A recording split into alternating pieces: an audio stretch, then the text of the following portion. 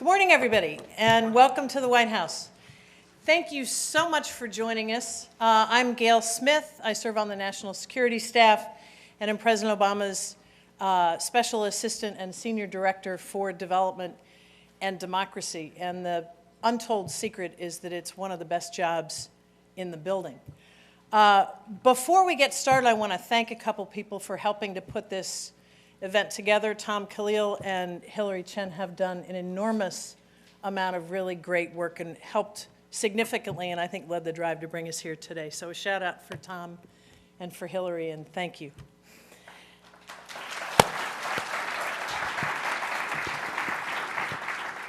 My joke about Tom is he's got a new idea roughly every 30 seconds. So the good thing is you can have like a 5-minute meeting with Tom and change the entire world.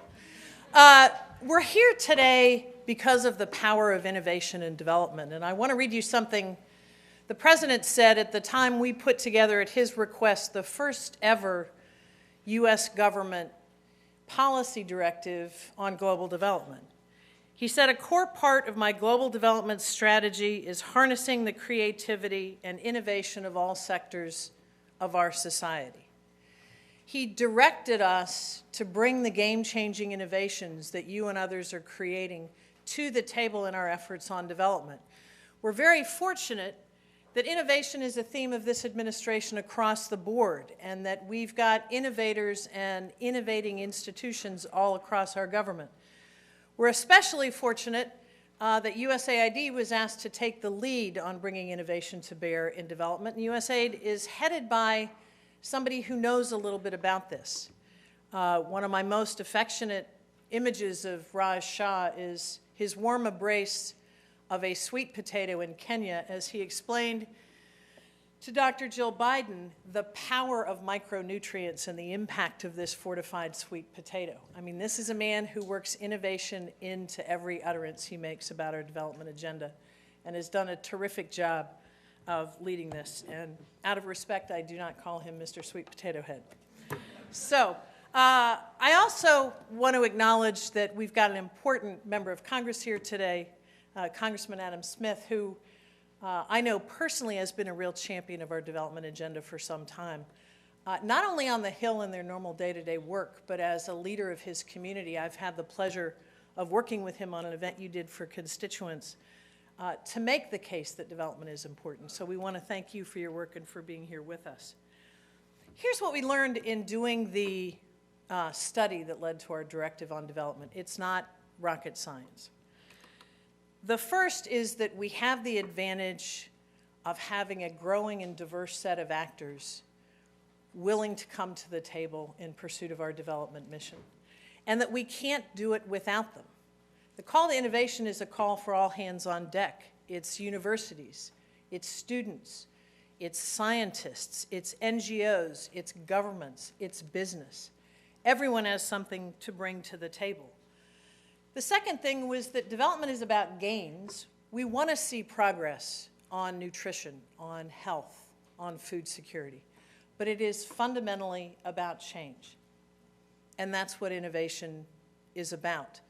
I will confess that I feel exceedingly boring being surrounded by the creators and innovators we have in this room. But I will tell you that we are not only eager to take on board your ideas, we're already taking some of them on, and we're looking forward to a long-standing institutionalized partnership that means that innovation isn't something we do on the side, but something that drives our development agenda. We saw a good example of this just last week. I think you all know that Rio Plus 20 is coming up on sustainable development. And out at Stanford, and government agencies were involved in this, Stanford and the State Department led a conference on innovation. And again, there the theme was the same. It's all hands on deck. And when you bring all of these forces together, we can get the game-changing innovations that the President asked us to seek. My job here today is simply to welcome you, to thank you all for being here. I will help summarize, but also to introduce a real leader on this.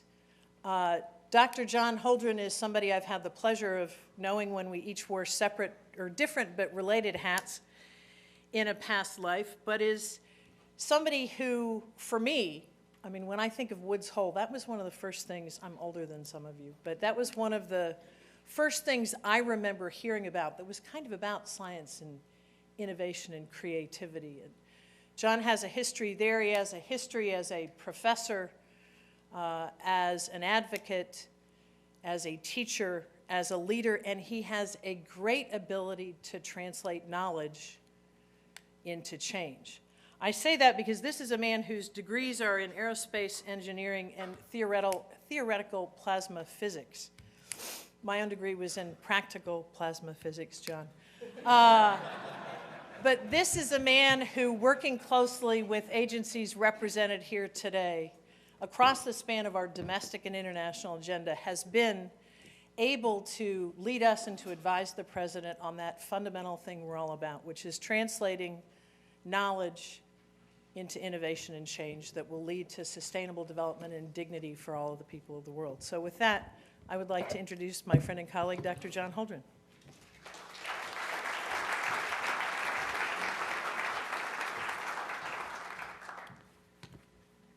Well, thank you, Gail, for that very kind introduction, and thank you as well for your really extraordinary leadership of the President's global development agenda.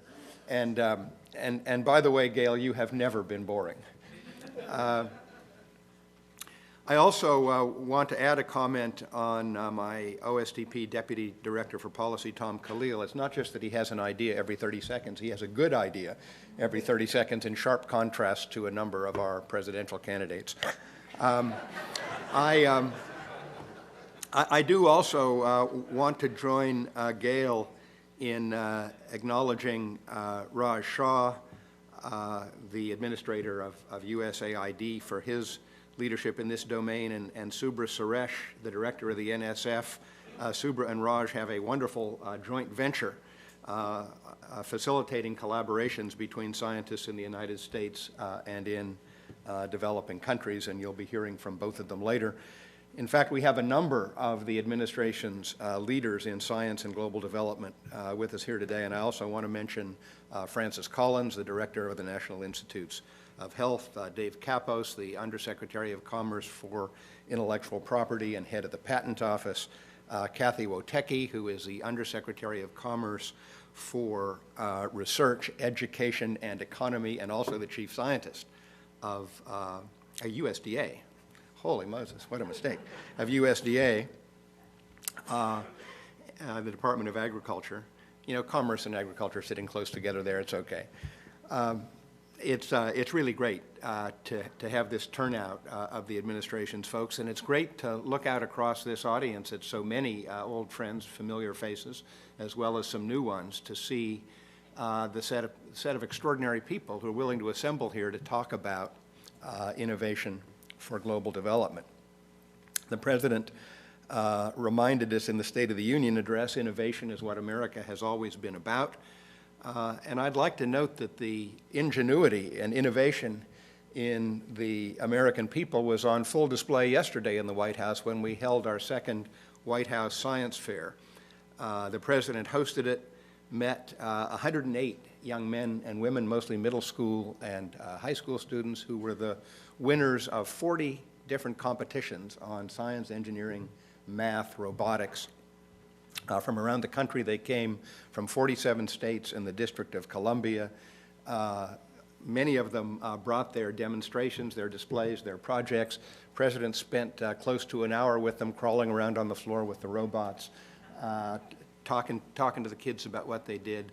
One of the astonishing and really inspiring things about these incredibly creative young people was not simply that I think at least half the projects could have been published in professional journals, but that these kids, every last one of them, could explain in 60 seconds what they did, why it mattered, how they got inspired to do it, which of course is more than most of us senior scientists can manage. One of the teams that inspired the President yesterday is here with us today, and I wonder if Anna, Colton, and Jessica of the Pike Central High School Invent Team would stand up.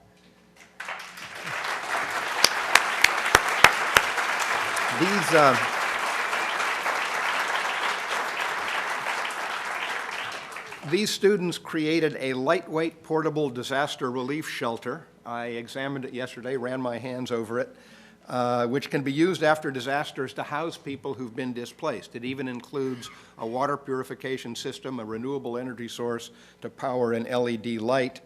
Costs $600 to manufacture, can be dropped from an airplane and survive the fall. Fantastic project. I would say that Anna, Colton, and Jessica represent the future of innovation in this country. They also speak to the promise of leveraging America's unparalleled capacity for science, technology, and innovation to accelerate progress in global development. Clearly, and I think everybody in the room knows this, science, technology, and innovation have long played an essential role in global development. Think about new crop strains and agricultural techniques which have boosted agricultural productivity all across the developing world. Think about the more than 100 million children who were vaccinated in 2010, preventing a wide array of deadly diseases for a lifetime. Think of inexpensive oral rehydration therapy that has drastically reduced childhood mortality from diarrhea, even in places where incomes have not increased. And we're just beginning, obviously, to tap the potential of innovation for global development. With the right public and private investments, we could develop crops more tolerant of drought and heat, of which, alas, more are expected because of continuing climate change. We could develop and deploy mobile financial services and mobile learning, accessible to more than 5 billion people who now have cell phones. We could develop low-cost interventions that can further reduce maternal and newborn mortality, and countless other solutions to the grand challenges that humanity faces around the world. I want to say just a few words about this administration's strategy for making the most of these particular opportunities. First, we're going to pursue what the President has repeatedly called an all-hands-on-deck approach. We need to engage not only our development agencies, such as USAID, but our science agencies, such as NIH, the Department of Agriculture, the National Science Foundation, and we need to inspire faculty and students at our top research universities to work on these particular problems. We need to enlist our companies, our nonprofits, our foundations, and our social entrepreneurs. And most importantly, these initiatives have to be implemented with our developing country partners, not by us for them, but with them. Second point I'd make is that innovation is not just about scientific and technological advances, it's also about new approaches to solving problems, including the problems of diffusion, dissemination of innovation. Using prizes and challenges, for example, we can enable anyone around the world with a good idea to contribute to real, meaningful progress. A rigorous evaluation will allow us to scale what works and to learn from our successes as well as from our failures. And investors that are willing to value both social and financial returns from their investment can help us harness the dynamism and the global reach of the private sector. So I really am looking forward to working with my colleagues inside and outside the federal government, so many of them here today, to make even more progress on these very important issues in the months ahead. And now what I'd like to do is introduce the first of a handful of very special guests that we'll be hearing from this morning, innovators who have developed novel technologies and creative business models to tackle pressing global development challenges. The innovations that will be shared with all of you reflect, in a way, the full length of what you might call the innovation pipeline, from early stage promise to rigorous testing to going to scale. And our first innovator, Marian Bechtel, is one of the remarkable young women honored at the White House Science Fair yesterday. Only 17, she developed a simple, cheap, and reliable approach to dealing with the important humanitarian issue of abandoned landmines, work that earned her honors as a finalist in the 2011 Intel International Science and Engineering Fair. Marian, I wonder if you'd come up and tell everybody, or stand up, I don't know how we're doing this, and tell everybody about your innovation. I guess you're going to stand up and have a microphone. So Marian, please. Hi everyone, my name is Marian Bechtel and I'm 17 years old and I currently attend Hempfield High School in Lancaster, Pennsylvania. And I have been doing research on designing a seismoacoustic detection method for landmines for 3 years now. Landmines are a huge global issue.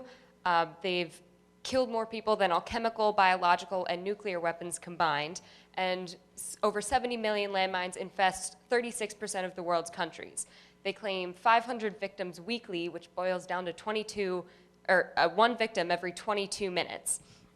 They're especially a problem in countries where war is long over, but there's still millions of landmines in the ground, still killing, maiming, and affecting the productivity of people.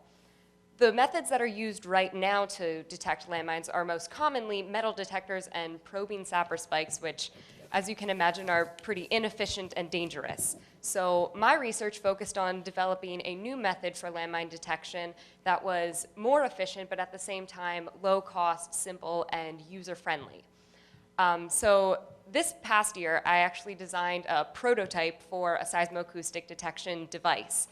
The method is very simple. How it works is a seismic shaker or vibrator sends seismic waves through the ground, which makes any nearby landmines resonate.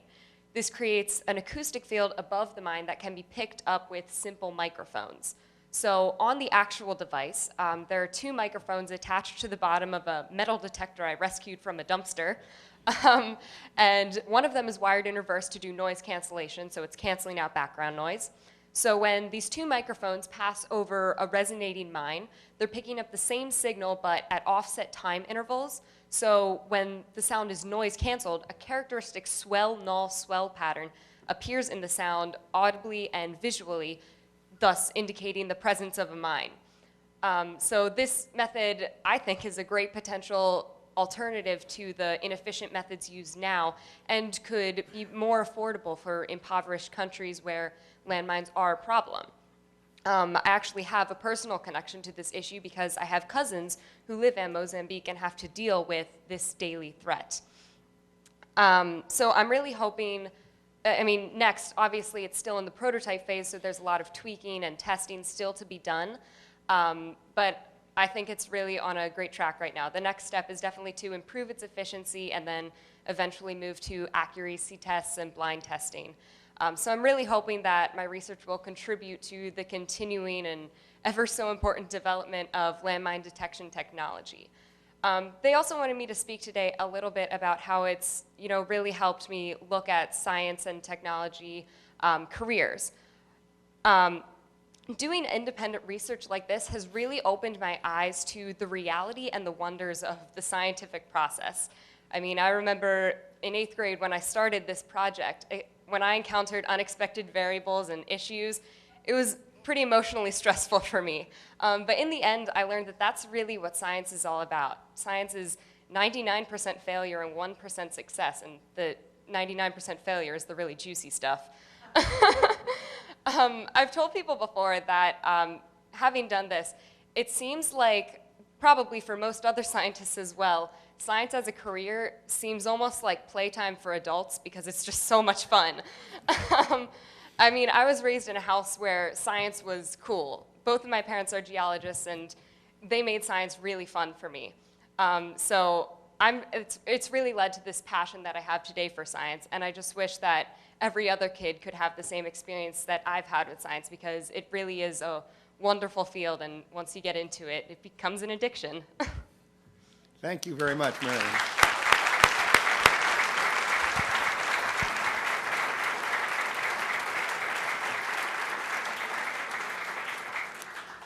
Our next innovator, Nikhil Jaisinghani, is the co-founder of Miragaon Grid Power, which is an innovative startup providing low-cost solar-powered electricity to off-grid Indian villages. Nikhil's work is supported by USAID's Development Innovation Ventures. Nikhil couldn't be with us today, but because he and his team are working in Uttar Pradesh in India, but they sent us a video from the field, and if we can start the video. Good afternoon. My name is Nikhil Jaisinghani. I'm co-founder of Miragaon Power. I'm sorry we weren't able to be there with you today for this event, but I did want to take a little time to tell you about our company, how it's the potential to reach millions of customers, and how a grant from USAID's Development Innovation Ventures is helping us reach that potential. You see, there are 400 million people in India and 1.5 billion people globally that don't have access to electricity. When the sun sets and their houses become dark, they light kerosene lanterns, the light from which is barely enough for them to work and their kids to study. Not only is the light poor, it's dirty, contributing to indoor air pollution and increasing the episodes of respiratory problems amongst the off-grid poor. Donors and NGOs have tested a number of different ways of providing with the off-grid populations with lighting. There's been expensive projects that reach very few with a product they like, but at an upfront cost that's unsustainable. On the other hand, there are solar lanterns and solar home systems which provide a good service, but are hard for the poor to pay the upfront costs of. And that means that the risk is put upon them, both to pay for it and to replace it when it goes wrong. What we're missing is a model that allows customers to have an improved service at a cost they can afford, but an upfront cost that allows investors to help replicate the model and expand to reach millions of people. Marigaon Power builds and operates solar-powered lighting utilities in off-grid villages of Uttar Pradesh. The cost of our unique design is low enough that our customers, paying 50 cents a week for 7 hours of light per night, actually repay the full cost of the installation in less than 2 years. Further, since these are renewable powered utilities, there's very little operational cost required. This is finally a commercially viable model of distributed energy that keeps the cost to the consumers low and generates the types of returns that investors like to see. Our model is low cost, simple, and easy to replicate. It's also fully automated. So what does that mean about the future? I think that means that there's going to be a lot more competition. As we succeed and demonstrate the viability of our model and access financing, others are also going to enter. And as others enter, they're going to innovate and refine our model to make it better. I see distributed energy as the next microfinance industry, able to use private sector efficiencies and collaboration to reach millions of people across the world with improved lighting services. We're really excited that USAID DIV saw the same thing that we saw in this and offered us a grant that's going to help us reach 40 villages from 3,000 clients by the end of the year. Not only is it helping our company grow, it's helping develop a new sector. Thank you very much for your time today. Again, we're sorry we couldn't join you, but we're really excited to hear about the results of this event and who else is doing innovative things across the U.S. government for global development. Hello, White House. My name is Jocelyn Brown, and I'm here in Blantyre, Malawi. Sorry I couldn't...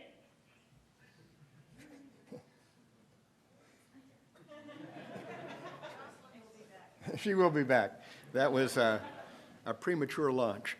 Well, that was great to hear from Nikhil, even if he couldn't be with us. And I now want to invite to the stage to share his vision of the future of science, technology, and innovation for global development, the incredibly intelligent, efficient, effective, committed, and innovative administrator of USAID, Dr. Raj Shah.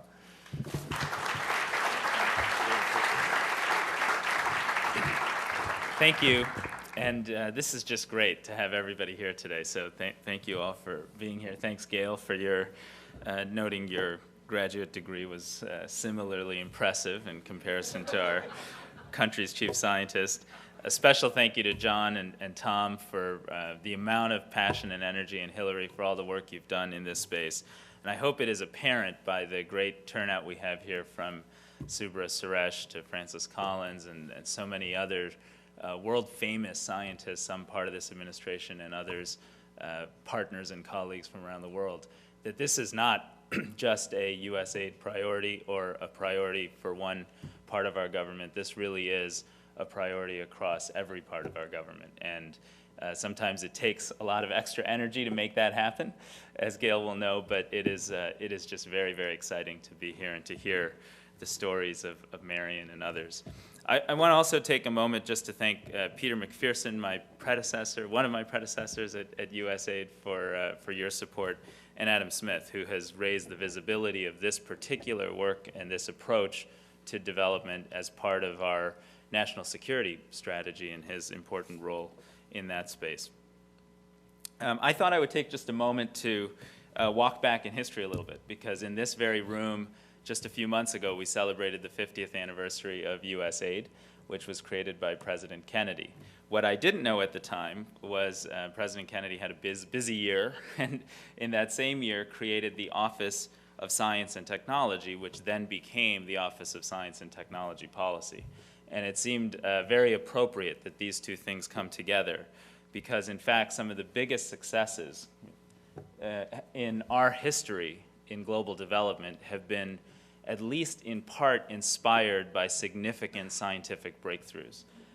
Dr. Holdren mentioned the Green Revolution and the dwarf wheat varieties that led to the explosion of agricultural productivity in parts of South Asia that have saved hundreds of millions of lives from starvation and hunger. This is a photograph describing some of our partnerships to create the Punjab Agricultural University in partnership, I believe, with Ohio State and UC Davis and other US partners. And the network of universities in India that went on to power their agricultural revolution really was one very concrete manifestation of our commitment to science as part of our development strategy many, many decades ago. John also mentioned oral rehydration therapy, which was a big success story of the same vein.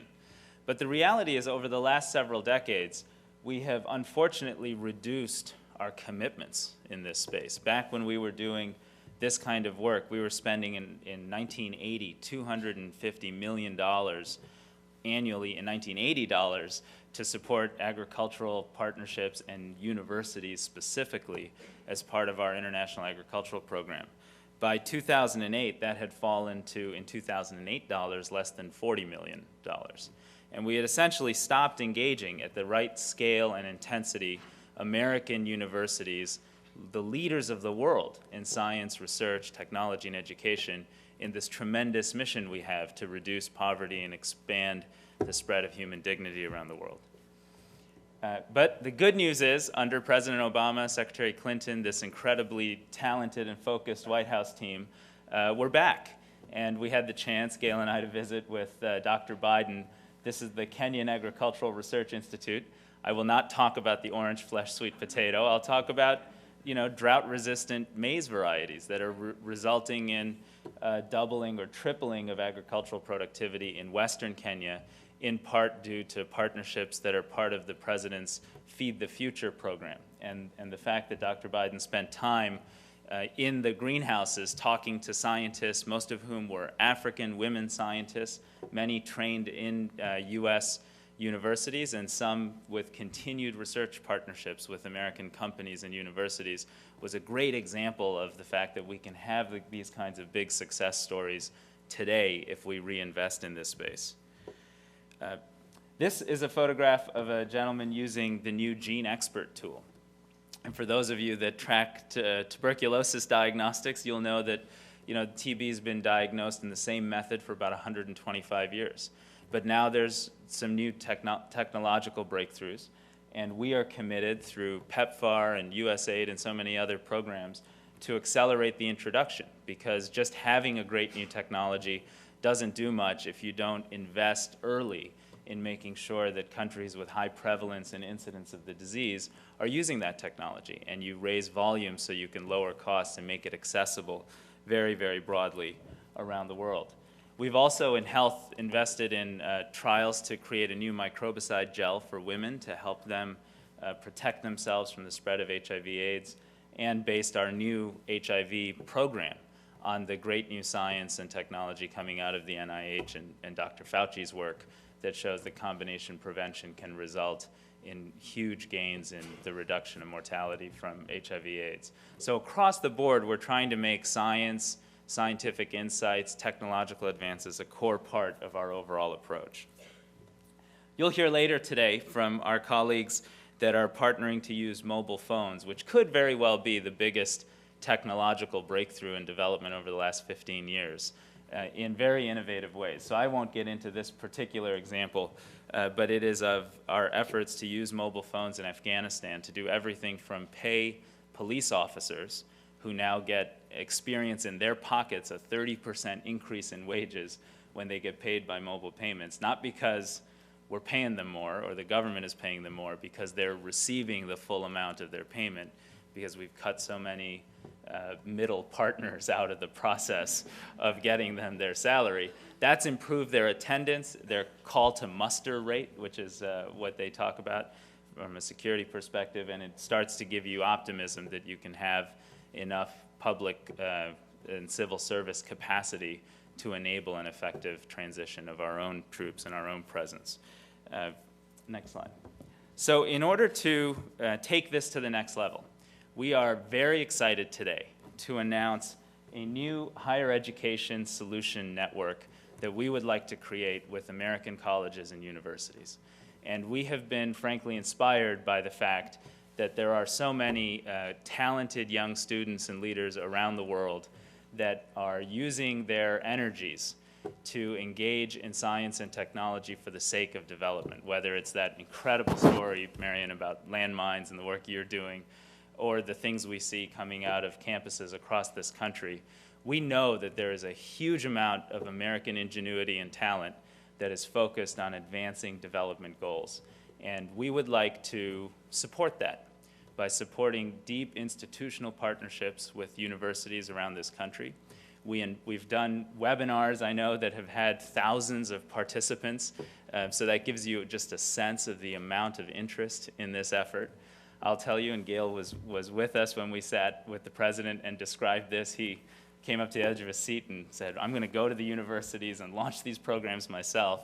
And then later his scheduling team made me think that may not happen with the extent of passion he had. But I can assure you, if he has a say in it, he's very, very excited about it. And he's excited because as Subra Suresh, who has been our partner with the PEER program, which is helping scientists in America partner with scientists in developing countries, project after project has highlighted. For our efforts, this is about reducing the costs and improving the results of how we spend taxpayer dollars to achieve development outcomes. But it's also about offering American students, universities, researchers, and entrepreneurs a chance to tap into a set of problems that are fundamentally solvable. We can, on a path that may take some time, but we can end preventable child death. We can have a generation that doesn't experience HIV/AIDS. We can make a big dent in reducing the number of people who go to bed hungry every night, which today is around 920 million people. And we can reduce the number of kids who don't get enough nutrition to have full brain development, learn and grow and contribute to their economies, which today is about 600 or 700 million kids that are chronically malnourished in focused areas of the world. And these are the kinds of problems that inspire students, universities, faculty to use their talents and ingenuity to tackle those efforts. And we're excited to be able to be working with you, working with our colleagues around the country and around the world to enable that to take place. So I will conclude this effort just by saying that we at USAID have been proud to be part of this overall program and proud to have created tools like the Development Innovation Venture Fund. Some of our partners through that fund you've already heard about and we'll hear more about. We're proud to have launched the Grand Challenges in Development, which tries to identify specific, sometimes difficult, intractable problems, like how do you get all children reading with quantitative assessment of their literacy outcomes at grade level? How do you tackle the fact that 1.7 million women and children die in the first 48 hours in childbirth and the first 48 hours after childbirth, and that we haven't seen enough progress against those two indicators over the last several decades? In both of those Grand Challenge examples, when we did the calls for proposals, instead of getting 3 or 4 proposals from contractor partners, we got 650 proposals on the maternal and child health effort, 70% from around the world, 50% from the private sector. In the education program, we got 407 proposals before the deadline and another 120 after the deadline. So we're not quite sure what to do with those folks after the deadline. And again, the majority were from outside of the United States, but seeking partnerships with student groups, universities, research centers, and entrepreneurs in the United States. It just goes to show you that when you really do expand access to these efforts, you can tap into something that's very real, which is basic human passion to improve the world around you, and a basic commitment to use the technical skills and knowledge that are now in our grasp to apply yourself to that mission. So you're going to hear a few more examples of that later today, but please do engage with us through this university program. And I'm just very excited that everybody is here today. Many of you in this room have been pioneers and passionate advocates for this work for decades, so this is just great to see you here. Our next video, which started just before I started, is Jocelyn Brown, who is a senior at Rice University and is a partner with us in the Saving Lives at Birth Grand Challenge program. And you'll hear a little bit about her continuous positive airway pressure device that they've created. Thank you. Hello, White House. My name is Jocelyn Brown, and I'm here in Blantyre, Malawi. Sorry I couldn't make it today, but I wanted to tell you about my work here at Queen Elizabeth Central Hospital as one of the innovators of the USAID Saving Lives at Birth Grand Challenge.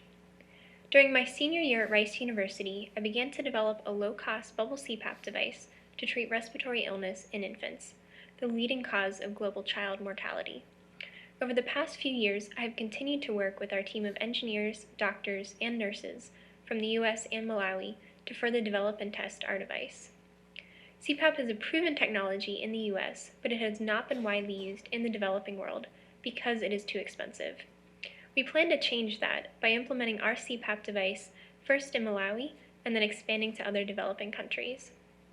Our testing results show that with our CPAP device, infants in Malawi receive the same level of therapeutic pressure that infants in the US receive with similar CPAP devices, but for a fraction of the cost.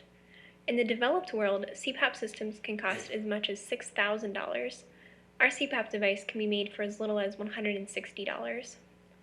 In my brief time here so far, I have seen how quickly babies improve on CPAP and how relieved their mothers feel when their children begin to breathe more easily. The very first patient we put on CPAP was a bronchiolitic baby whose oxygen saturation was dangerously low upon arrival at the hospital. Before starting CPAP, she was non-responsive, but within minutes of receiving CPAP support, her oxygen levels greatly improved, and she was able to interact with her mother. Just hours later, she was able to nurse, and 5 days later, she was discharged from the hospital. It was amazing to see the baby recover when she had the assistance of the CPAP and did not have to work so hard to breathe. It was so rewarding for me to know that my work as a bioengineer made a huge impact in the lives of this baby and mother. We're very excited about the potential for our CPAP device to significantly reduce neonatal mortality in places like Malawi. Thank you for your support in this endeavor to save lives at birth.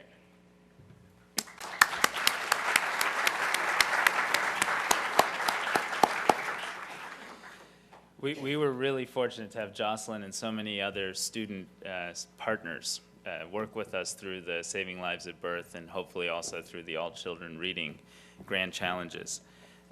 Our next presenters are Mike Callan and James Long, two PhD students from the University of California, San Diego. They have worked on creating methods to use photography and mobile phone-based photography to fight corruption and fraud, and you've just got to hear their story. Are they here? Where are they? There we are. Come on up, guys.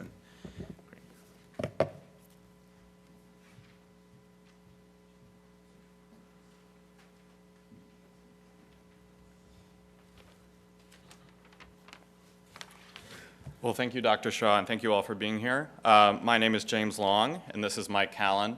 We are PhD students at the University of California, San Diego. We're also here with Clark Gibson, Chair in Political Science from UC San Diego.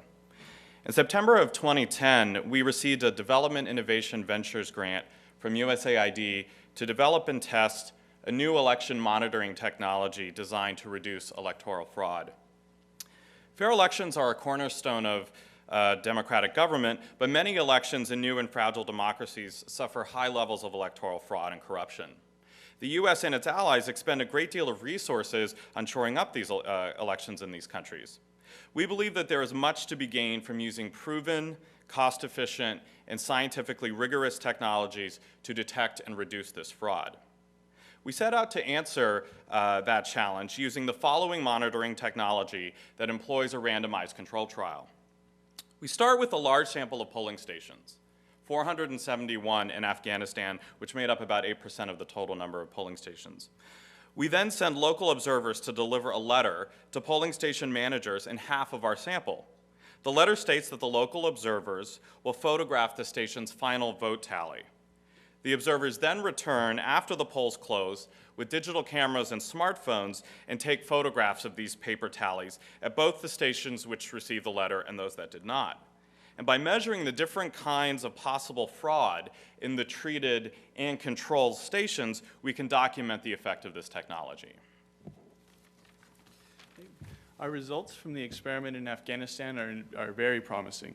So data from these 471 polling centers, which again is 8% of the polling centers that operated on election day, show that the announcement of monitoring reduced the theft of tally sheets and ballot boxes by 60% and votes for predictably corrupt candidates by about 25%.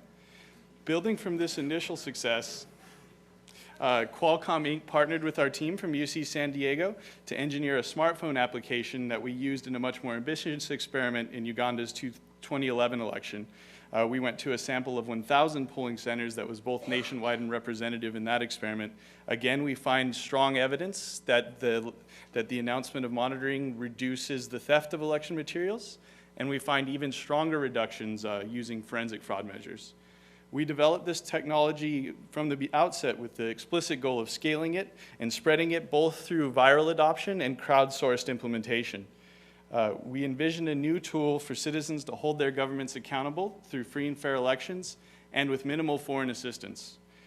We thank DIV at USAID for their support and look forward to further developing our approach. Thank you, everyone. Thanks, Thank you. Yeah, I'll just say, with Mike and James, thank you. One of the great things about the program that we're trying to launch called the Development Innovation Ventures is we hope, like a venture fund, to help partners sort of test an idea, maybe with small resources early on, and then take it through various stages of scaling based on actually having great data and very concrete results. So that's a good example of what's possible in the future. I now get to introduce Tom Khalil, who has, as everyone has been told, a wonderful range of ideas, one every 30 seconds. So if you have a few minutes here, everybody should be very prepared.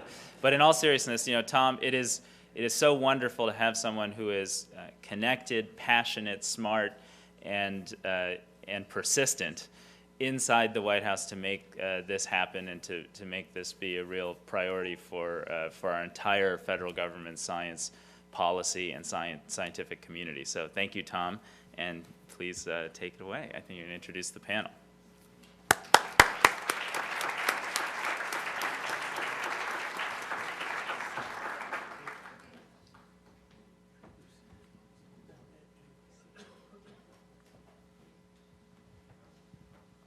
Well, Raj, thank you for that introduction. My father would have been proud and my mother would have believed it. We have a phenomenal panel here today, but before we get started, I want to, at the risk of sounding like this is the Academy's, I want to thank the OSTP team who helped put this together, Hillary Chen, Robin Stephan Sturm,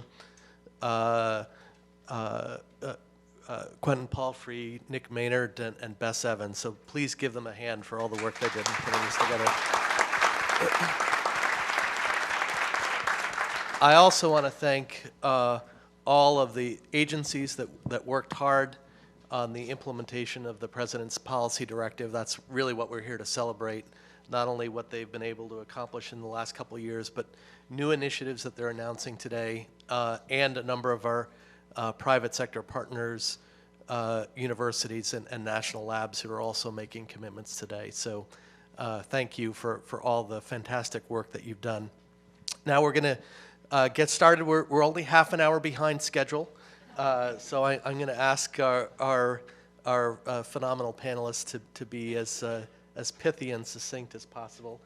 And we're going to start off with Kathy Wotecki, who is the Undersecretary for Research, Education, and Economics at USDA and Chief Scientist. Why don't you tell us a little bit about what you see as the major opportunities to harness research and innovation to advance the President's Feed the Future initiative. Well, thanks, Tom.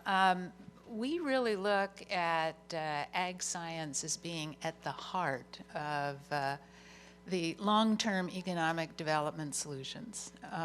We view the development of sustainable agricultural systems as really being a prerequisite, in that if you don't have access to a health-promoting food supply, if you don't have access to sufficient water, you're not going to have a healthy population, and you're not going to be able to achieve those long-term development goals.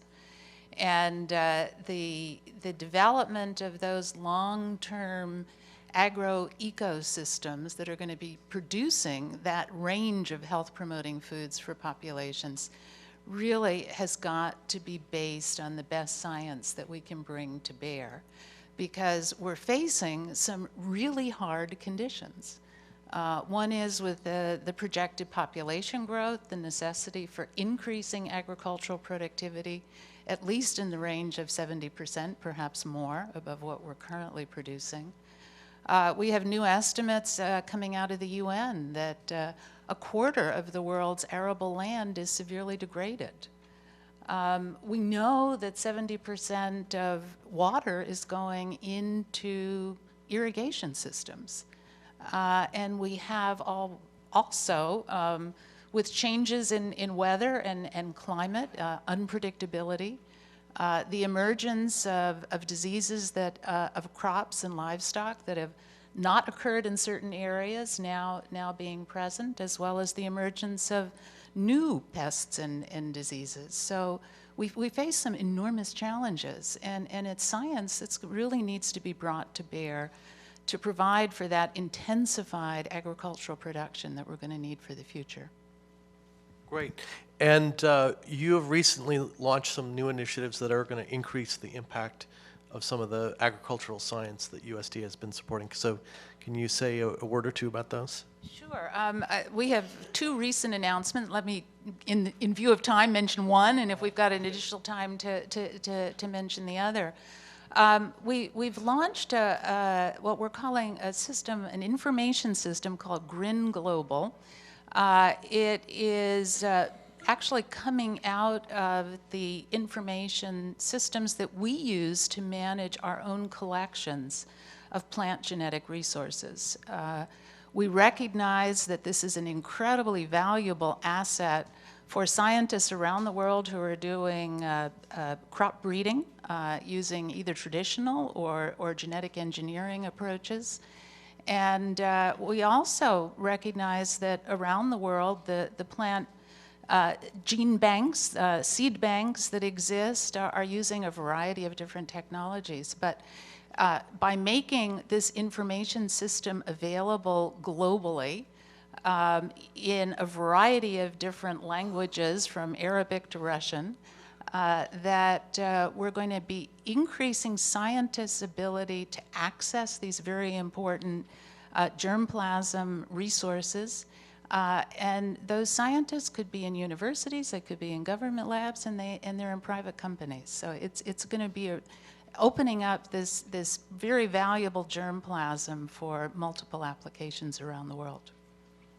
That's great. Well, we're certainly seeing the potential of online approaches to scale. One Stanford professor using online courses this last semester taught more students using AI than all of the other AI professors put together, including students in Afghanistan and all over the world. So we know that there are huge potentials to increase the impact of our investments using some of these new online technologies. Our next speaker is Dr. Francis Collins, who's director of the National Institutes of Health and helps oversee our $30 billion biomedical research enterprise.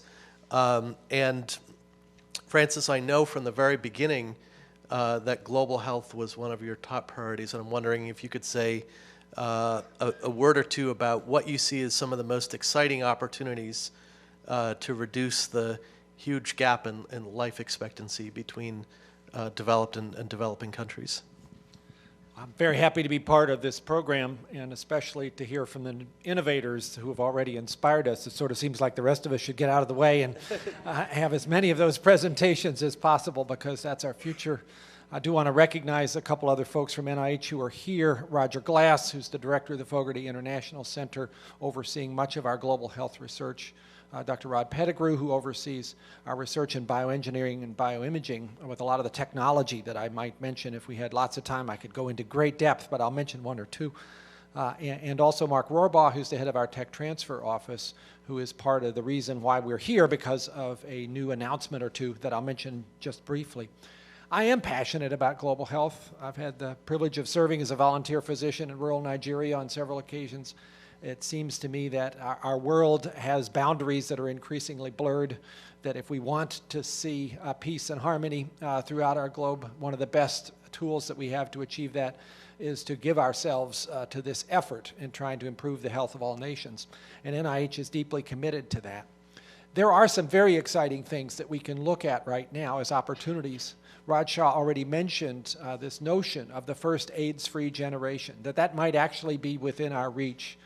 Based upon the abilities through several kinds of interventions, microbicides, circumcision, and especially this new revelation, which Science Magazine called the #1 scientific advance of the entire year last year. That is the ability to treat HIV-positive individuals very early and reduce their infectivity, reducing the transmission by 96% to partners. Putting all those things together with a lot of enormous global momentum behind it, and it will take that. One can imagine, as Secretary Clinton put forward in a very important landmark speech at NIH, and which was then echoed by the President on World AIDS Day, one can imagine that we could actually end this epidemic. And without even focusing all of our attentions on the need for a vaccine, although of course we do need that and we do have great hopes for that. But we shouldn't necessarily sort of wait for that to be our solution. We have other solutions that are coming along. That's one very exciting area, and one which is going to take the whole of government, the whole of the world, to achieve. Another area is to bring technology that is bursting forth with potential to applications in global health. And here I'm talking about the use of cell phones. And we already heard from one of the innovators a fascinating use of cell phones in the electoral system. But in terms of health, all kinds of things are happening in this arena. Many of them are things we're proud of encouraging. And the Foundation for NIH held just a couple of months ago a summit which was attended by 4,500 individuals, many of them focused on global health applications. How can you, in limited resource settings, but where cell phone signals are still available?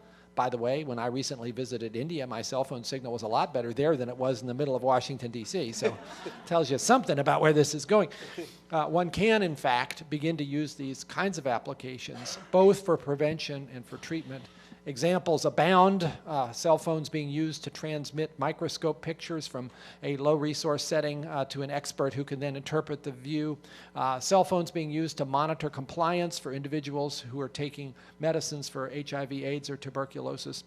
And there's a reverse innovation aspect to this, because the ability to begin to brainstorm about such things has led cell phones to get used in other ways too. So my iPhone, for instance, has on the back of it two funny-looking metal bars. If I were to put the microphone down and turn this on, it would transmit my electrocardiogram to a cardiologist in LA who would wonder, oh, what's going on there? Does he think he's having an arrhythmia? I don't think I am. But this sort of application, maybe I am, is just another way in which advances that maybe initially seem to be coming to the fore because of their great potential in low resource settings also have great potential here. This is a great example of that kind of connection. We also at NIH are very invested in trying to put forward new ways to come up with therapeutics and diagnostics that will assist in the treatment or diagnosis or prevention of neglected tropical diseases, tuberculosis, malaria, HIV/AIDS. You saw in Raj's presentation the gene expert approach, many such possibilities there in terms of rapid, inexpensive diagnostics. We're also working avidly through the NIH translational science effort on helping to develop, in partnership with the private sector, new therapeutics for diseases like schistosomiasis, a disease that affects more than 200 million people, and for which there's one available therapy for which resistance is starting to become a concern. So that's part of our plan. Finally, the fourth thing I would mention in terms of an opportunity, it's another personal passion, and I know it is also of Secretary Clinton, and that is the matter of indoor air pollution. Indoor air pollution is estimated to kill 1.9 million people every year. That is more than malaria. It's the most significant environmental cause of premature death that you never heard of. And it is a treatable circumstance. There are actions that can be taken. Most of those who suffer from this are women and children. And yet, recent study done in Guatemala, funded by NIH, called the RESPIRE study, was able to show that the substitution of carefully designed indoor stoves to take the place of open-air fires, which blacken the walls and the lungs of those nearby, those well-designed and engineered stoves reduced the risk of childhood severe pneumonia for those under 5 years old very substantially by at least a third.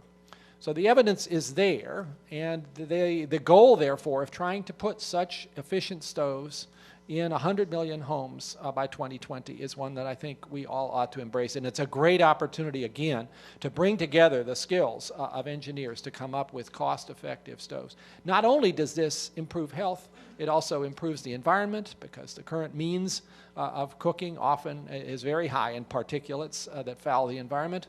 And it also improves the lives of women who spend much of their day foraging for wood, then burning it in a very inefficient way. Efficiency of the stove would assist that as well. This is a winner in all sorts of directions. So it seems to many of us that this is something to really put a lot of energy into. But Francis, how do you really feel about it, though? Well, how do I really feel? Yeah, I know. I'm having trouble expressing myself. If I can just say, with the two things that we are quickly announcing today, and then I'll let other people speak.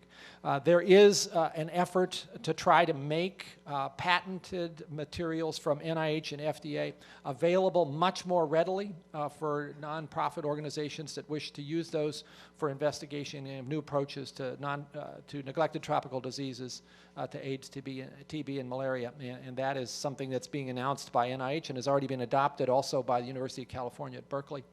And there's also an effort to make access to information about neglected tropical diseases, TB and malaria, more readily available through something called Global Health Connect, which is a partnership between NIH and the BioVentures for Global Health folks and a group called Tropica.net, as well as some significant assistance from Thomson Reuters. Both of those efforts to try to, in an open way, make access to information and patented materials much more freely available to advance the cause of doing something about these diseases. Great. Well, that's a perfect segue to our next speaker, Dave Kappos, who's the Undersecretary of Commerce for Intellectual Property and the Director of PTO. We don't often think about patents and humanitarian issues in the same sentence. So tell us about the initiative that PTO will be launching in the area of patents for humanity, and how that will work, and what sort of initial reaction you've been getting from some of your stakeholders. Well, great. Thanks, Tom. Thanks for having us in today, and thanks for inviting USPTO to participate this morning. And indeed, when we think about intellectual property, we often think about incentives that typically apply in the developed world, and about protection, and we think about leveraging those kinds of assets. And we frequently, and I think unfortunately in the past, we don't think about bringing them to the benefit of the developing world and humanitarian-related issues. And that's where I believe the new program that the USPTO is announcing today will do a lot. So, as we've all heard from the President to others of us in this room, throughout this administration, the history of the American democracy has been a lot about innovation. We've solved many of the world's most pressing problems through innovation, and that innovation has enhanced, increased the corpus of human knowledge. It has disseminated throughout the planet, and it has made many, many billions of humans better off through the process. Whether you talk about that mobile phone that's able to transmit heart-related data to California, whether you talk about the genetically engineered crop innovation that is able to dramatically improve crop yields, whether you talk about water purification systems that are able to enable folks in many parts of the world to enjoy clean drinking water, you're talking about innovation, right? And increasingly as we go forward, we are seeing that the world's problems must be solved by innovation, right? We're not going to get people to use less energy going forward. They're going to want to use more energy in parts of the world where they don't currently have access to things like electricity and automobiles. If we're going to help those folks get access to the benefits that people in the developing world have, we're going to do it through innovation. And that immediately brings into focus issues of incentives, because innovation is very, very expensive. As one of the students commented before, innovation is about 99% about failure, and that's really expensive. And that's why you see people in this room from the private sector, some of whom are individuals working in their own capacity, others who work for companies large and small, all of whom understand that when you talk about investing in innovation, you quickly have to talk about failure. You quickly then have to talk about investment. You quickly then have to talk about access to very, very substantial resources. And that, in turn, brings into focus the intellectual property system, which is the vehicle for creating incentives to make those kinds of enormous investments, whether they be at NIH or at great universities or at many for-profit companies that we see represented here today. So you've seen throughout humanity, essentially, the need to invest in order to get innovation to occur at an optimal rate. In our country, we've had a patent system now for about 230 years, and it has been a major vehicle for incenting innovation at a rate that no other country in the history of humanity has ever seen. However, coming to your point, Tom, the patent system in creating incentives to innovate also, of course, creates exclusive rights for a limited duration of time. It also creates product prices and pricing structures that at times can be difficult to disseminate the knowledge associated with those innovations into developing countries very quickly.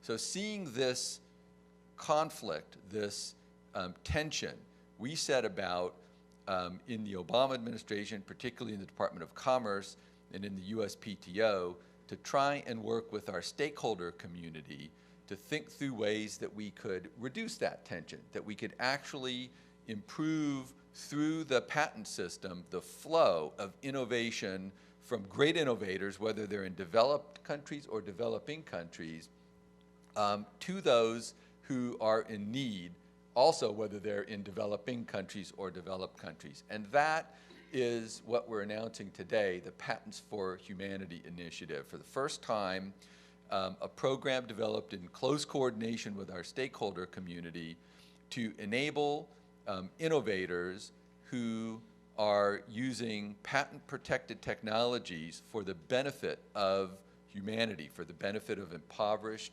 people anywhere in the world, in any technology, to get an additional tangible advantage through access to accelerated processing for any other innovation in the USPTO.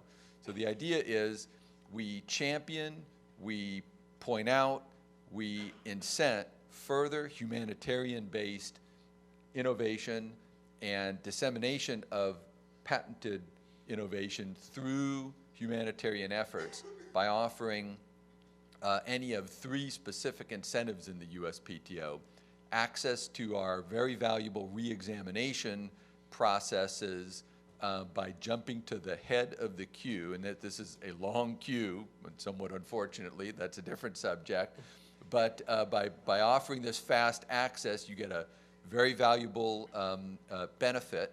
Secondly, we're also offering fast access to our appeals process, another long queue at the USPTO, but the ability to jump that queue, creating a very valuable asset for individuals, companies who are making their patented technologies available for humanitarian purposes. And then the third queue that we're going to permit humanitarian patentees to jump is our basic patent application queue.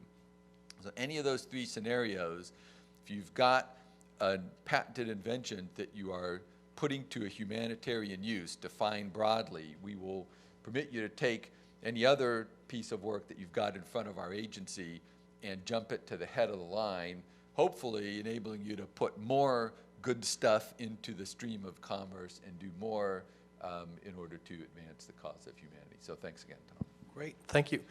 That's great news.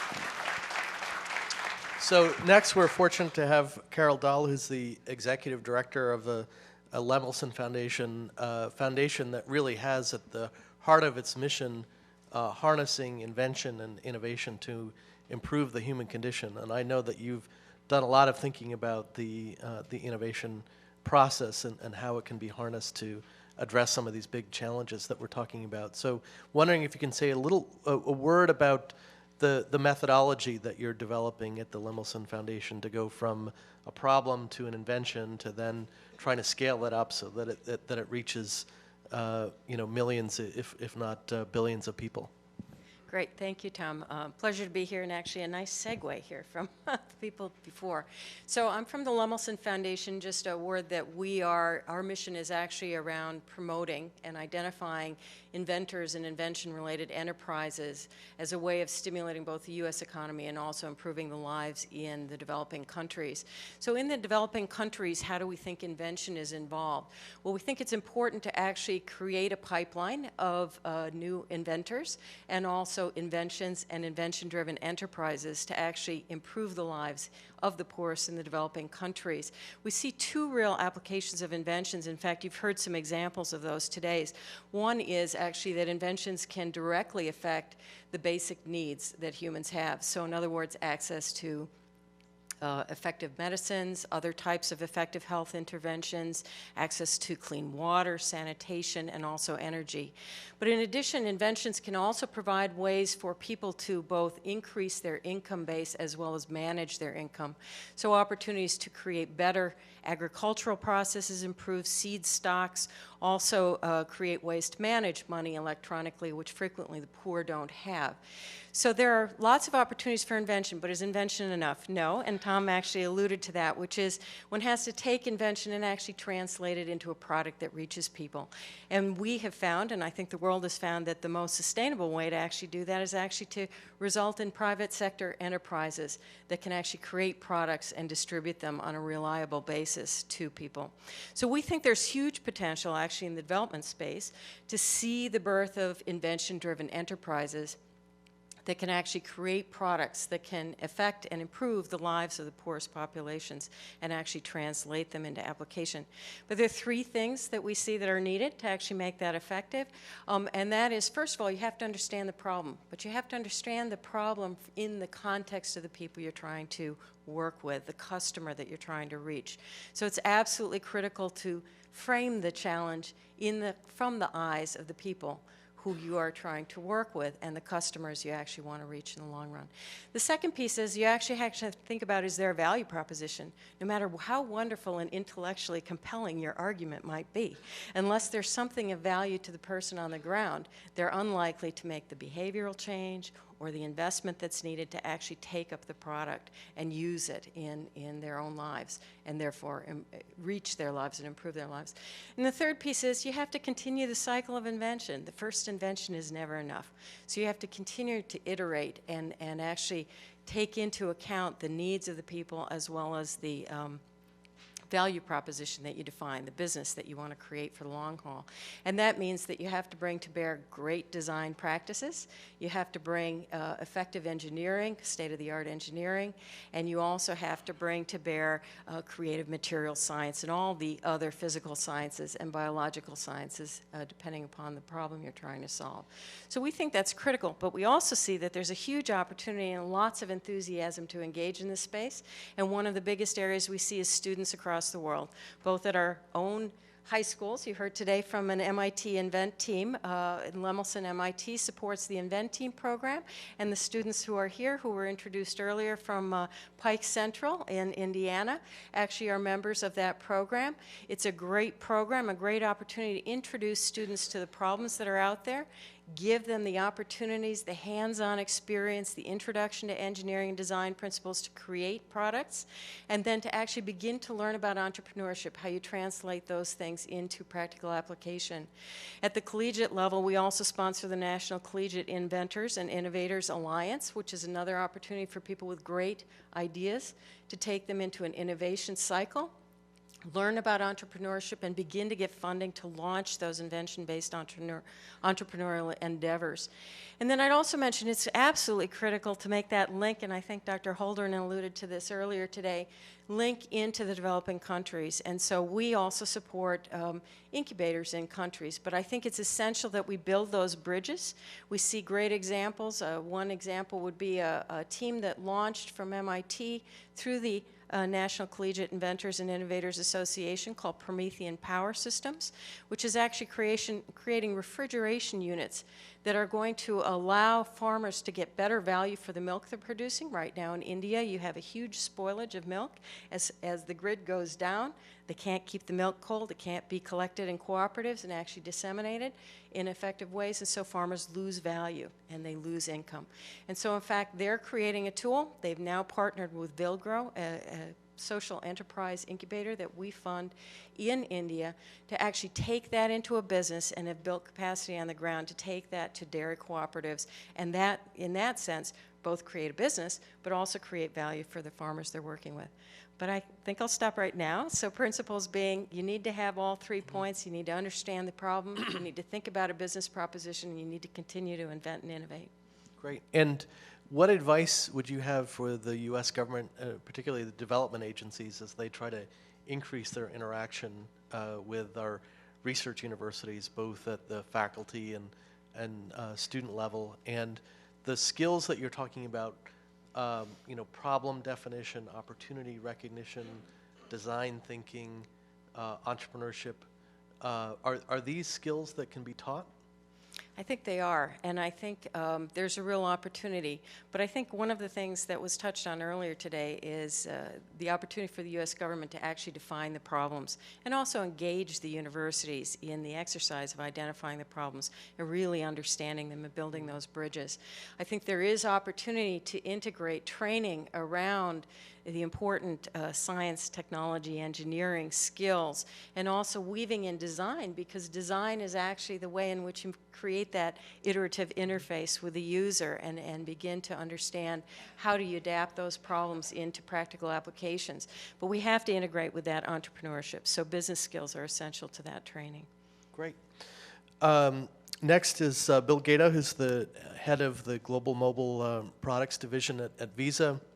We've already heard about the incredible potential of mobile technology, the importance for banking the unbanked, the possibilities to use electronic payments as a way of improving the efficiency of development assistance. But how do you look at this from a commercial point of view, number one, given some of the recent acquisitions that Visa's been involved in? And also, what do you see as some of the highest impact opportunities for collaboration between the government, private sector companies like Visa and civil society? Great. Well, first of all, I want to thank you for involving us in this event as a partner in development. First of all, in terms of scoping the opportunity, there are probably more than 2 billion people today that have a mobile phone that don't have access to any kind of banking facilities. It's primarily a problem in emerging markets, but even in markets like the U.S., there's probably 70 million people that have a mobile phone that don't have a bank account. And so that's the opportunity. I think the challenge, and we heard about it this morning, is there's this perception that cash is free. But cash, particularly in emerging markets, isn't free. It's not free if you're a policeman in Afghanistan who spends 30% of your check just getting paid, and it's not free if you're in Nigeria carrying cash because of some personal security issues. And so there's an enormous opportunity for mobile, which is becoming the world's first ubiquitous technology, I think, to transform the way we think about payments and drive electronification into these cash-based societies. Over the past 5 years, we've seen a phenomenon where a number of what we call closed-loop mobile money systems has been launched primarily by mobile network operators. And what they've done is they've taken your phone number, linked a prepaid account and a series of agent networks to allow for closed-loop financial transactions to take place with a very basic mobile device. And these schemes, more than 100 today, have been very successful early on in bringing electronification of payments to the chronically unbanked and underbanked. Well, we took a look at this issue at Visa and realized a couple things. The first one was, although these schemes provide electronic payments for millions of people, they didn't address the fundamental issue of interoperability or access to the global financial services network. The second thing that they didn't really address was how you work both kind of inside a market, but also introduce new kinds of payments and internationalize what's happened in these closed loops. And the third thing we looked at is that most of the engines of these closed loop networks were small software companies that didn't have access to resources to drive scalable and secure networks. So in June of 2010, we bought a company called Fundamo. And Fundamo was a pioneer in the mobile money software space. They had powered roughly 40 of the 100 mobile wallets that were established by the mobile network operators in markets in sub-Saharan Africa and Southeast Asia. And we're really doing three things with Fundamo that we think can kind of transform and bring the scalability and interoperability that we think mobile money systems require. The first thing is, based on the Fundamo platform, we're building a virtual Visa account that you can lay on top of these closed-loop networks and provide everybody who has a mobile phone and access to these closed-loop accounts a real Visa account. They won't need a plastic card, but they can use these phones to take or send or receive international remittances, make their first e-commerce transaction, enable Visa-to-Visa payments around the world, and really include them in a global financial services system as opposed to a closed-loop network system that they enjoy today. The second thing we're doing is we're taking what was a software-based program that forced banks or mobile operators to build entire payment systems on top of their mobile network systems to allow payments, and providing what we call a managed service. We're going to put this software in Visa Data Center here in Virginia, the largest financial services data center in the world, and allow banks and mobile network operators to set up these services with no upfront costs, to just pay a small per transaction fee to really lower the cost for technology and the cost for entry, so that we can see this 100 closed loop systems move to 200 or 300 open loop systems, because now you're not just operating in your market, but every one of your customers has access to a virtual Visa account. And over time, the route to a physical Visa card and access to all the payment infrastructure that we take for granted. So we think that we're really hitting, I'd say, kind of mobile payments 2.0, where we've seen a lot of experimentation and a lot of good work, and by applying some scale, kind of applying some of the learnings of some of these early systems, applying open loop and scalable and interoperable approaches, we count on kind of the next 500 million to billion electronic payments consumers, being acquired in the next 5 or 6 years. So in terms of how Visa plans to work with, whether it's USAID or the Bill and Melinda Gates Foundations or other organizations who are really focusing on this space, we see you as really key catalysts to do things that were already mentioned today. Identify some of the issues. Work with governments to address regulatory frameworks that prevent, these systems from being launched or expanding. Broad education, helping us identify opportunities for partnerships between mobile network operators and banks, two big ecosystems that are coming together. And so I think that there's a huge kind of catalyst role that organizations like yours play. And then, quite frankly, I think it really is up, to companies like Visa and private sector to do what we talked about this morning, to make them scalable, to provide the business models, to encourage investment.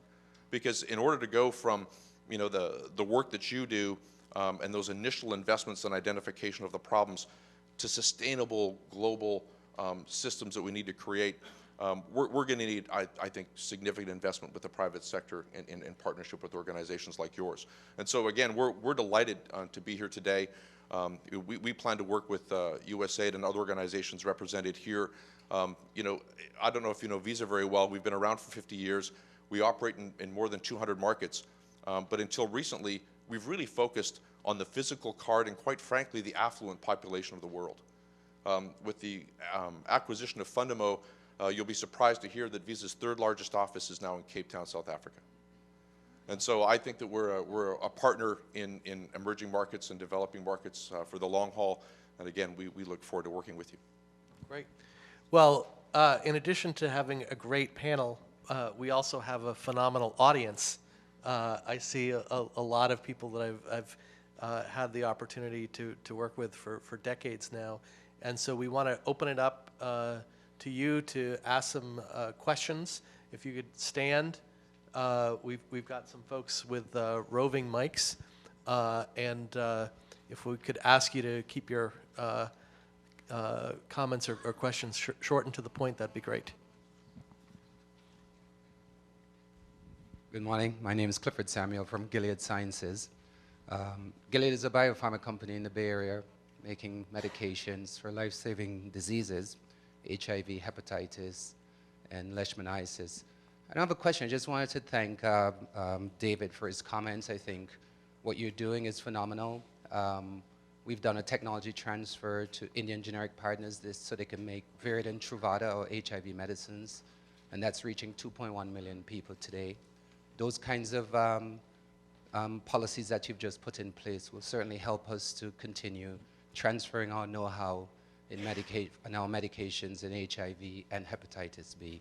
On the Visa side, we're piloting something on the mobile health side to ensure that those community healthcare workers in rural settings have access to doctors so they can ask novel questions because they're the ones doing the test and treat. So I think everything today is on target, and I congratulate the White House and the panel for taking these bold steps in innovation and science. Thanks. Great, thank you. Hey, good morning. My name is Eric Anderson from Development Aid. Hey, Mr. Kapos, specifically, what do you think about this idea of eliminating patents on software? Do you think that will actually help improve innovation in the tech center and also economic growth? Well, thanks for the question. Great question. Something that has come up recently on the White House blog, right, and was answered by the administration. My own view is that we have had in the history of our agency struggles every time a new technology comes along, our agency being your patent granting authority for the United States of America, the USPTO. We struggle when new technologies come along like software, like genetic-related innovations, et cetera. We struggle to find the right scope for patentability. We struggle to find the right boundaries. When is something too abstract? When is it too general? When is it a basic principle that is something so broad that no one should be able to get exclusive rights over it? And we have struggled in the software area. I actually think that struggle has significantly improved over time, and as the White House blog post responded to that very sort of question, the issues with software patentability are more about ensuring that when a patent is granted, it's really the kind of innovation that you want to have patented, and therefore that the bar is set high enough so that modest engineering improvements or standard software developments don't enjoy patent protection because they really shouldn't enjoy patent protection. So the way I look at software is similar to how I look at languages. You know, French is a language, Spanish is a language, Japanese is a language, English is a language. Software is a language. It's a medium of expression. It's a way to take an idea about a process and describe it. I've seen many inventions in my career that could be implemented in hardware, computer hardware, in computer firmware, or in software. And indeed, over their lives, they could be implemented in any one of those different media, depending on financial incentives, state-of-the-art technology, et cetera.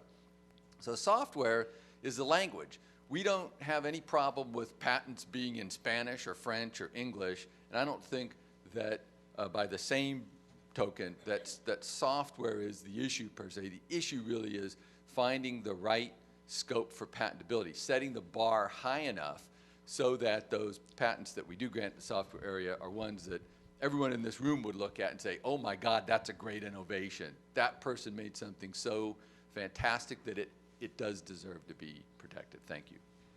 Great. Go ahead. Also, Nope, up here, sorry. Go ahead. Okay, thanks. Gary Cohen with Becton Dickinson. We're a 115-year-old medical technology company.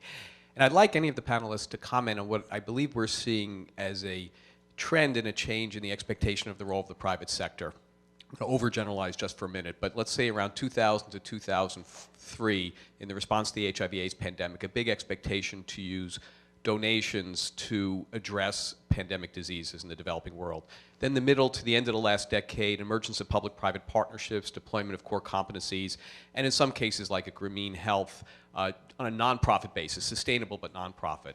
And today we're seeing Michael Porter, who's perhaps the major strategist of the world, saying leverage capitalism, leverage the capabilities of the private sector to reach large unserved populations in a for-profit model, but in a for-profit model that creates access, is sustainable, and brings the right combination of cost and quality and response. I'm just interested in your perceptions and whether you're seeing a similar trend. Yeah, I think the answer to that is definitely yes. We've seen in the sectors of the industry that I'm familiar with, the agricultural input industries as well as food companies, that thinking has progressed from the role of companies here in the United States interfacing in the developing world initially as philanthropy, through to corporate social responsibility, and now to the building business on values is good business, and everybody mutually is going to benefit from that. Yeah, I totally agree the dynamic is changing and for the better, and I think a lot of the effort really has focused on trying to de-risk projects so that for private investment they become compelling when previously they seemed prohibitive in terms of potential return on investment. So the partnership then between nonprofit foundations, between government researchers that are doing some of the early steps in trying to get something to the point where it looks like it could become a product, and much closer relationships with the private sector so that that handoff goes smoothly, and the opportunities to enhance that with, for instance, good management of intellectual property. I think we are all much more joined together on this enterprise than a few years ago, and that is a good thing because the needs are great. Yeah, I would agree with those comments, and I would also say that what it does is it changes, I think, from a funder's perspective, a little bit how one goes about funding. You really need to think about tools that maybe look a little more like you would in a private sector investment, which is different sizes of engagement with different risk mitigation factors, you know, investing in a lot of different ideas and recognizing that there are going to be winners and there are going to be some that just aren't going to make the mark. But I think it also means that you need to incorporate early on the kind of rigor of thinking that you would do if you were attempting to build a business like enterprise, which maybe hasn't always been the case for many of these socially motivated outcomes in the past. So I think it changes the dynamic for the funder as well. And there's a lot of interest in the administration in looking at so-called impact investing, that is investing that is looking at both the financial and social returns in both a domestic and an international context. Carol. I'm Carol Mimura from UC Berkeley. Thank you. Thank you all for your leadership in this area. It's really inspiring us to redouble our efforts to really get going out there on the global health front. And Undersecretary Kappos, I appreciate your leadership in this area, especially in this Patents for Humanities new program. It sounds similar to the program that has been in place for 2 years at the FDA, the Priority Review Voucher. Will it work in the same way? In other words, will the vouchers be available for not only for the applicant that is providing or deploying the rights for humanitarian purposes in the developing world, but can it also be sold or licensed? And if so, what would be the approximate value of this expedited review? Well, thanks, Carol. Nice to see you. Great question. Go Bears. And the answer is that the initial pilot that we're conducting, the vouchers will not be transferable. It's something that we clearly considered doing, because indeed the program that we've announced today is modeled after the FDA program, inspired by the FDA program. We seriously considered the transferability.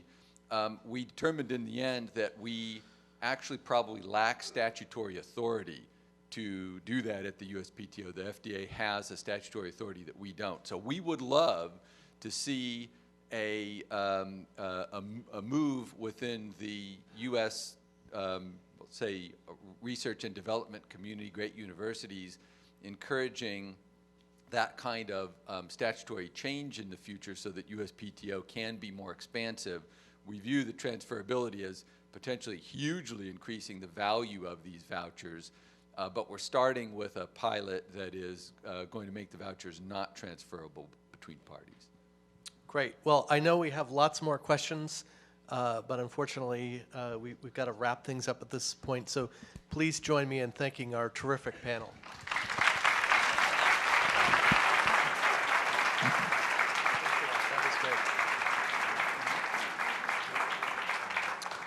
Okay, next up we've got three more fantastic innovators. We'll be talking briefly about their projects. I'd like to call to the stage Somal Imam, who's been a leader in the fight against human trafficking and slavery, and James Habyarimana with Georgetown has been doing some phenomenal work on reducing the prevalence of traffic accidents in Kenya, and has a really interesting intervention based on behavioral interventions. And Martin Fisher, the co-founder and CEO of Kickstart International, who's been thinking a lot about how you reduce poverty by helping poor people earn more money. So first up is Somali. Thank you. I'm Somali from Cambodia. It's not my real name because I have been born without name, without family. And then I'm so happy to be here and listen to all of you, and I can't believe it that I can be here. After my childhood, I've been sold in the brothel for when I was around 9-10 years old. Sorry. I'm so happy, too happy to see all of you and to see women very strong.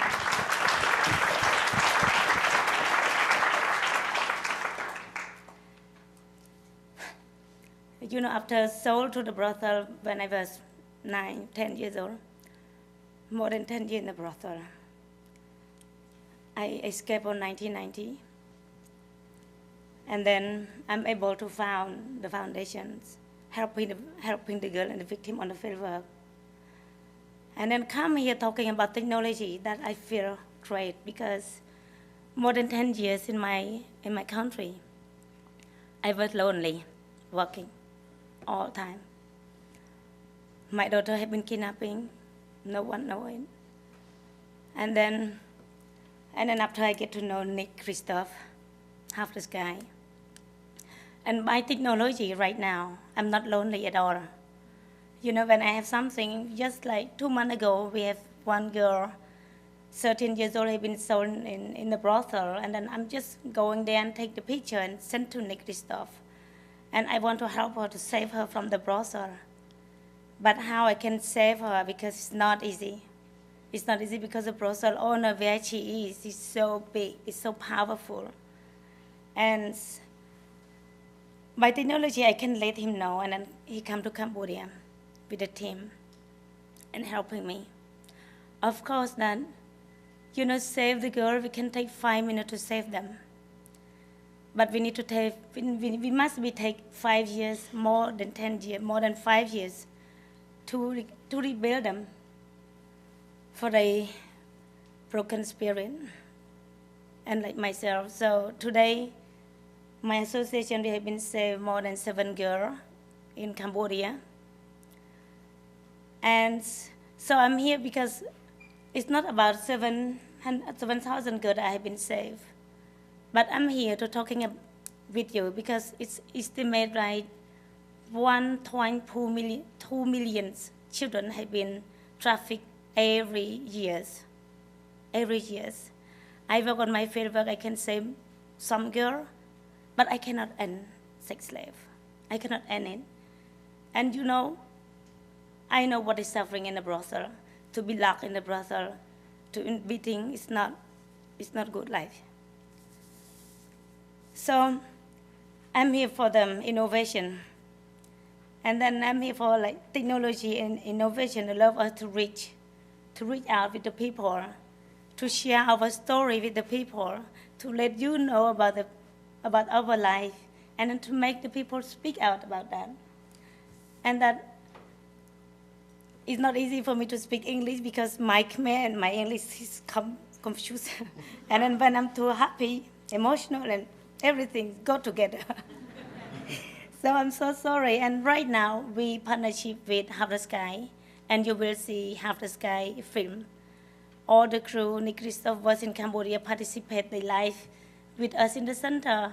I was telling Mora that it was meaning a lot. I tell to Erin this morning, it was meaning. It's not meaning about the film, but also about people. You know, they go to the center, they stay there, they share food, they share their love. They love with us, they patient, they compassion. And that can heal us. It can heal us. So today, it gives me hope with innovations, with technology. So please go ahead with that, and then we're waiting for you to help us to end the sex slave. And thank you so much. Thank you very much. I'm sorry for my language. Thank you.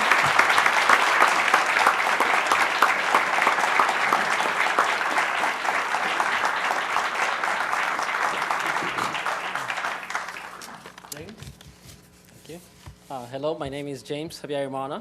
I'm a professor at Georgetown University and originally from Uganda. I'd like to talk to you about an innovation that my esteemed colleague Billy Jack and I are testing in Kenya with support from USAID's Development Innovation Ventures. Road accidents claim more than 1 million people, claim the lives of more than 1 million people worldwide each year, and are the leading cause of death of young people aged 15 to 29. Yet, like other global challenges that have been mentioned today, relatively little attention is being paid to this deep and growing scourge. Better roads and safer vehicles are clearly part of a long-term solution to this problem, but they're both costly and for many countries very far in the future. But safer roads also depend on behavior change, which can happen now. Our USAID-funded project is essentially trying to induce this kind of change by empowering individuals to demand safer public transport services. Okay. We target 14-seater and 29-seater vehicles in Kenya, known as matatus. And for those of you who know this context, these are vehicles that are notorious for reckless driving and very poor safety records. Passengers dead is an all too common headline in Nairobi papers and indeed in other African and other South Asian countries. Okay. The intervention we evaluate is very simple. Inside the vehicles, we insert stickers which are directed at passengers, motivating them to speak up now directly to the driver when they believe he is driving recklessly and endangering their lives. Okay. There is no number to call. There is no police form to be filled, simply a heckle or a chide. Okay? In a pilot study... so it's making backseat driving socially permissible. Absolutely. Every single time I've presented this, it's always about backseat driving. But it's backseat driving essentially in a context where people don't really know each other, and so the challenges of actually sort of regulating driver behavior are even more severe. And in a pilot study, we found that such stickers reduced accidents by between 1/2 and 2/3. Okay. The approach is trivially cheap and is essentially sort of more cost-effective than a range of traditional public health interventions. In our USAID expanded project, we're working with a local NGO, a private media company, and an insurance company to scale up this intervention to 10,000 vehicles, so about 30% of the matatu fleet in Kenya. We're using a randomized control trial So we have essentially a design that allows us to compare different message types and also measure the impact of a complementary randomized radio campaign. Okay. This design allows us to sort of answer important questions that try and get this intervention right, okay. Such as, is fear an important sort of motivator in essentially this context? Or do passengers need to be told that they have a right to complain in order to actually, when they're actually sort of making their journeys? If our early results are replicated in this evaluation, we hope this intervention can be taken to scale by insurance companies, bus companies, and regulatory agencies around the world where road accidents remain essentially a pernicious scourge.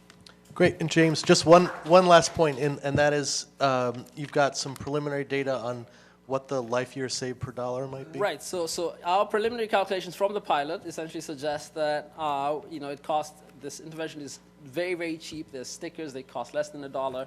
And if you essentially sort of crunch the numbers, we can save a daily for about less than $5. So. Wow. Thank you. Next up is Martin Fisher with Kickstart. Has been doing a lot of thinking about poverty alleviation through income generation. So what the poor need is more money. So take it away, Martin. Great, thanks a lot, Tom. And that's right. I mean, I started an organization called Kickstart, and it is based on that fundamental observation that the number one need of a poor person anywhere is a way to make more money. They all live in a cash economy. With money, they can afford health care, education, and food. Without it, they won't. So our mission is to help millions of people get out of poverty by making a lot more money. And we do this by developing and mass marketing very low-cost technologies that a poor entrepreneur can buy and start a very profitable business with. And in Africa, of course, 80% of the very poor are poor farmers. And the best business that they can get into is to move away from rain-fed agriculture, where they grow one crop or at most two crops a year with the rain, and they all harvest at the same time and sell into a crowded market, and they lose a lot of their crops and get very low prices. Move away from that to commercial irrigated agriculture.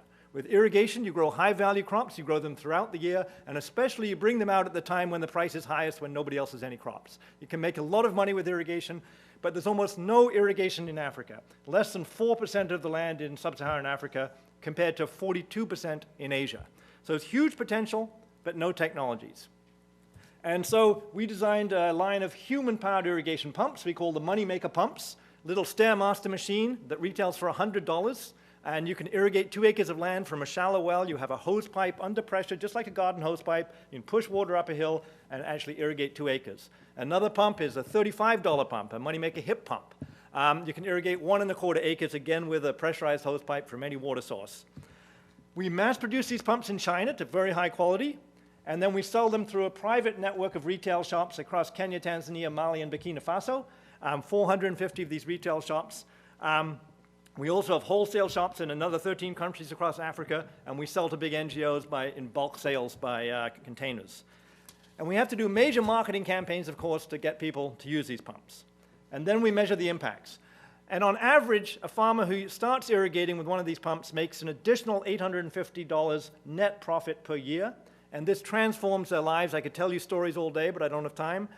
To date, over 125,000 families have completely transformed their lives, taking 625,000 people out of poverty, irrigating 65,000 acres of land, producing fruit and vegetables that are feeding 10 million people, and we're creating 50 new businesses per day with these pumps right now. But this is just scratching the surface. The potential is for 15 million farmers in Africa to irrigate with these kind of pumps. So the big question is, how do we scale? And in the beginning, I said that Kickstart is a nonprofit. Now, why did I say that? And the challenge is that it's actually extremely difficult to sell a brand new product to very poor farmers in Africa. These are the poorest, most risk-averse, hardest to reach customers in the whole world. They have really limited access to any kind of information. If they have a radio, they only have batteries half the time. They rarely leave their farms, and they have no savings and no access to credit. Not the kind of customer a private sector says, hey, these are great. It's difficult to sell them anything, let alone a brand new product they've never seen before, a big ticket item, something like an irrigation pump. It's a huge challenge. Not only do you need to create a great product, And we've heard a lot about innovation for products, but that's actually the easy part, right? You also have to create a supply chain that gets out to these farmers where they live, miles off the road. You have to create awareness so they even know what this thing is. Then you have to convince them and make them understand that this is going to change their lives. And that's really difficult. And then they have to be convinced, okay, I'm going to buy this thing, and then how do I get the money? You have to help them with savings or with credit. But other than that? Other than that, it's simple. And of course, it has to be very affordable, which means it has to be cheap, which means there's low margins. You can't charge a 400% margin on these products, so they won't be able to afford it at all, right? And it can only be profitable at scale when you're selling millions with these low margins. And so it's a fundamental market failure because it takes a long time to get to scale. It's just too hard, and the private companies simply do not do this. And how do I know that? Because farmers today use a machete and a handheld hoe. Those are the only two tools they have. The private sector is really good at figuring out how to sell things. So it takes a huge amount of time and a huge amount of money, even in the US, to convince us to buy new products. Just think about PCs. It took us 15 years to adopt to personal computers. It took us 15 years to start buying cell phones en masse.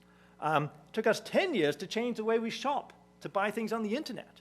And Amazon spent $3.5 billion building systems and marketing that in order to get us before they made a single profit on a book 10 years later. And we are the wealthy early adopters here. We have a lot of money. And of course, we have huge subsidies. There's roads, there's infrastructure, and direct subsidies for R&D, for phones, internet into the rural area from the government. In Africa, there are no subsidies.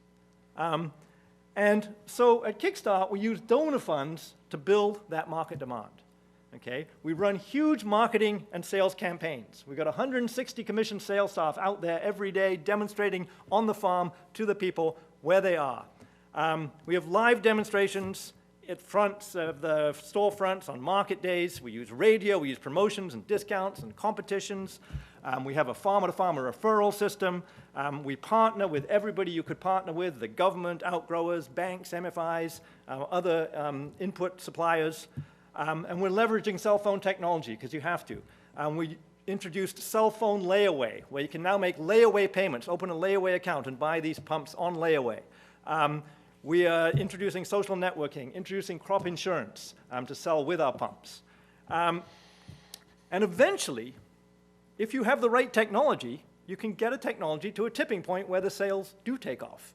And of course, we have to remember that even technologies that are promoted, many fail, because we have the wrong technology. But eventually, word of mouth takes off. Everybody knows about this thing, and the cost of sales come well down, and you recover your costs from selling, and it actually becomes profitable. But can you recover that initial upfront investment if you're a private company? Actually, you can't. Why? Because you can't protect your IP. You can patent an irrigation pump, but you're not going to stop anybody from copying it. We use donor funds as a result to reach the tipping point to create this whole new industry. And so just want to leave by saying, look, innovation has huge potential, as we said, to enable farmers to make a lot of money, to absolutely change the lives of very, very poor people. But unless we concentrate on the issue of reaching scale, unless we're willing to put in smart donor subsidies for a long period of time, 10 to 15 years, to build the market demand, it's just not going to happen. So thanks. Thank you.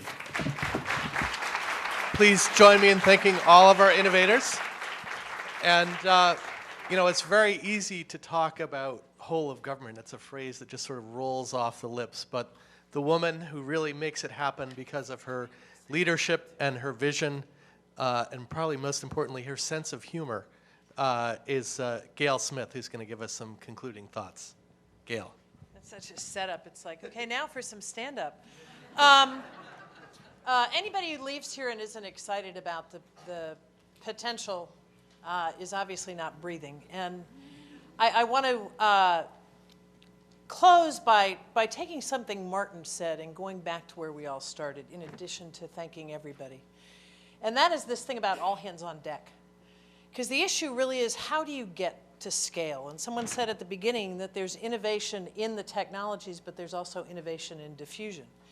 And if you look at how these things move around the world, it seems to me there are three ways they happen. One is something is just so cool that everybody grabs a hold of it. And Martin may be right, it takes a long time, but you see some of the things coming up now that's spread like wildfire, especially here in a country where we're now marketing something that you can add to your water to turn it different colors, right? All sorts of innovations, fruit to add to your water.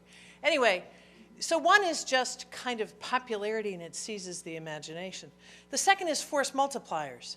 That may be things like the Development Ventures Fund, that's foundations, that's the private sector that can come in and help us reach a level of scale. There's also a role for governments.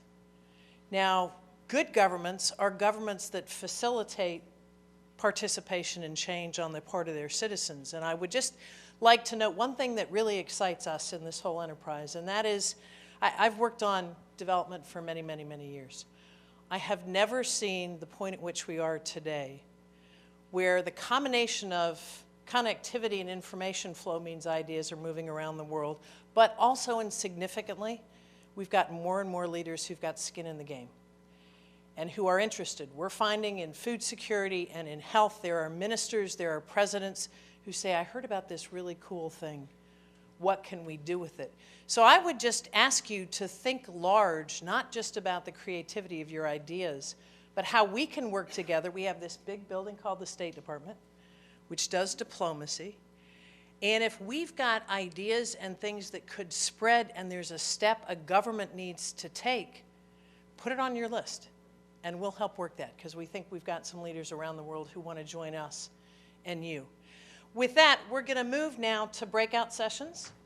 And there are 3 of these, but we're going to have 2 people describe them. What we're going to ask you to do is congregate and cluster around the person leading your breakout session. Also, because we do this fantastic thing of giving special pink badges to people who are visitors from other countries, it's a sign of honor. It also means you get an escort. So for those of you who have the wonderful pink badges, if you would, once we're done going through the breakout sessions, come up to the front and we will make sure that you are escorted, and feel free to give me a pink badge if I come to your country. So let me ask 2 of our real leaders on the innovation front. I think Alex and Maura from USAID are going to talk through what our breakout sessions are. And then we'll move right to that. And let me just say, I'm going back to my office as excited as I've been since I got here. So thank you all very much. Alex and Maura?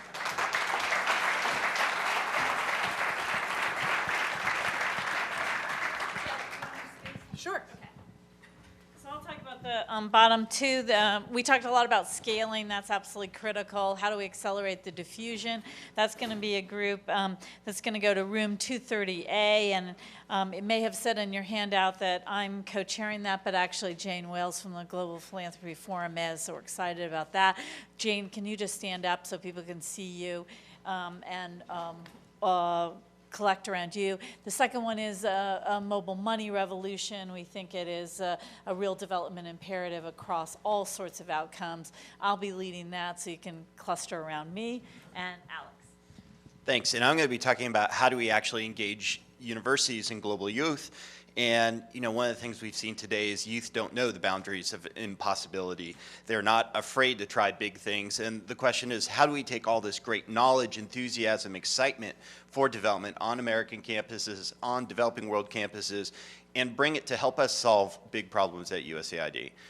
This will be led by myself, Carol Dahl, Hillary Chen, Takora Jones, and we'll be in room 430. Thanks.